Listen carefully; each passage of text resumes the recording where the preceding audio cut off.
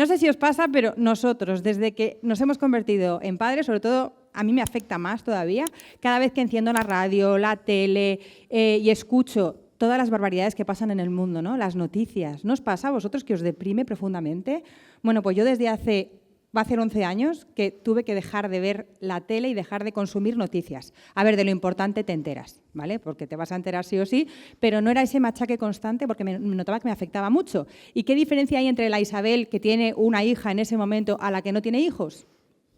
Pues que claro, que de repente dices, ¿y a esta personita qué mundo le estamos dejando? ¿No os pasa que os echáis las manos a la cabeza? Dios mío, ¿qué mundo le estamos dejando a nuestros hijos, a nuestros alumnos? Y entonces, bueno, pues en ese camino yo me di cuenta que cambiando la pregunta podía marcar mucho la diferencia, ¿no? Y el planteamiento fue el siguiente: ¿qué hijos estamos dejando a este mundo?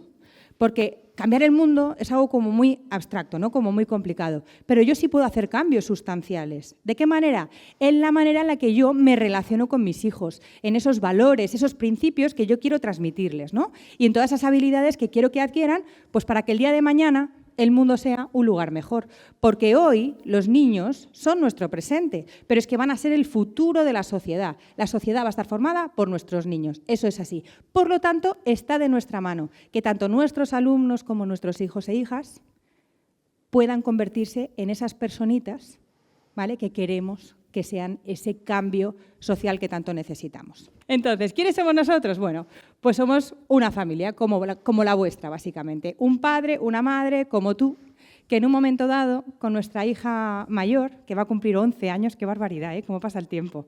Bueno, pues nace nuestra hija y oye, ¿cómo se nos da esto, eh? Marido, además, experto en cólicos. La ponía boca abajo, tiqui, tiqui, tiqui, tiqui, tiqui, pasaba la tormenta, todo fenomenal. La niña súper dialogante desde bien pequeña. Íbamos al supermercado y decía, quiero esto. Y yo le decía, no, cariño, y me decía, vale. Y yo ahí, oye, qué bien se nos da, ¿eh? Y claro, veíamos a otros padres con sus hijos teniendo rabietas en el suelo y pataleando en el súper y pensábamos, ¿qué estarán haciendo mal el resto de padres? ¡Ay! ¿Tú sabes lo que pasa cuando escupes para arriba? Dímelo, dímelo. Que te caes, claro que sí. Y entonces, como se nos daba tan bien, decidimos encargar a nuestro segundo hijo. Ahí le tenéis de espaldas, aquí. Y entonces llegó nuestro hijo y nos dio un bañito de humildad. Porque mi hijo tenía un mal día desde que nació, así todos los días. O sea, se levantaba por la mañana tal que así. Este era el toniquete que yo escuchaba cada día, ¿verdad, marido? Todos los días. Bueno, perdona, y se daba cabezazos contra el suelo. Menos mal que era de madera. Autoagresiones. Era increíble, increíble. Sí, muy heavy, o sea, se daba muy fuerte. Y además no tuvimos que esperar 2 años a las famosas rabietas, no. Empezó mucho antes, como desde que nació. Es que es desde que nació, Mari, desde que nació. Bueno, el tema es que nos vimos como, en plan, vale, nosotros que íbamos de sobraos, de repente tenemos este reto y no sabíamos qué hacer. Y hubo un día, un punto de inflexión, una rabieta a las 4 de la mañana, que yo pensé que iban a llamar a servicios sociales los vecinos, porque digo, de verdad, no sabemos qué hacer. Entonces llegó marido, que es el que tiene más mano con ellos cuando son más pequeñitos, se acercó y nada, no había manera. Ya me acerqué yo, digo, vamos a hacer equipo. No había manera, el niño como si estuviera poseído. Entonces, en ese momento, marido me miró a los ojos, 4 de la mañana, y me dijo, ¿este niño está loco o qué?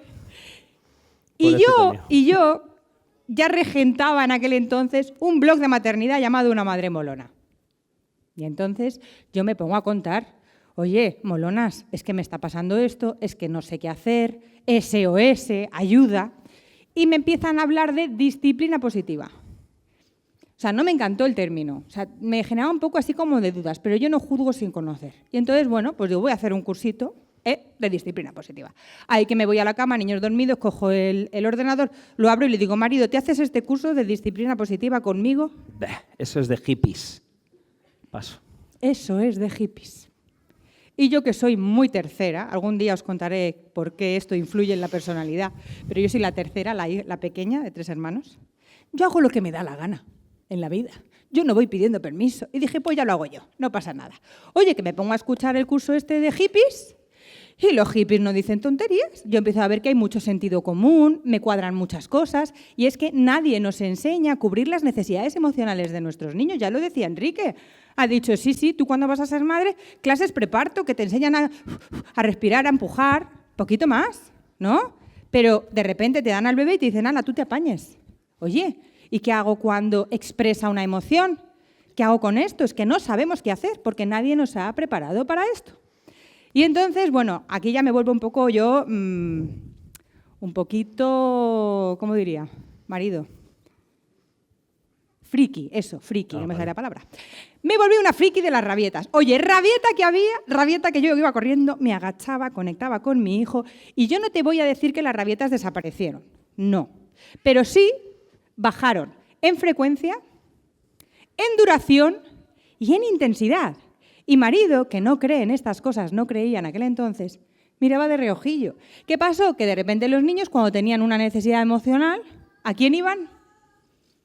A la hippie. Venían a mí. Dejad que los niños se acerquen a mí. Pues fue así.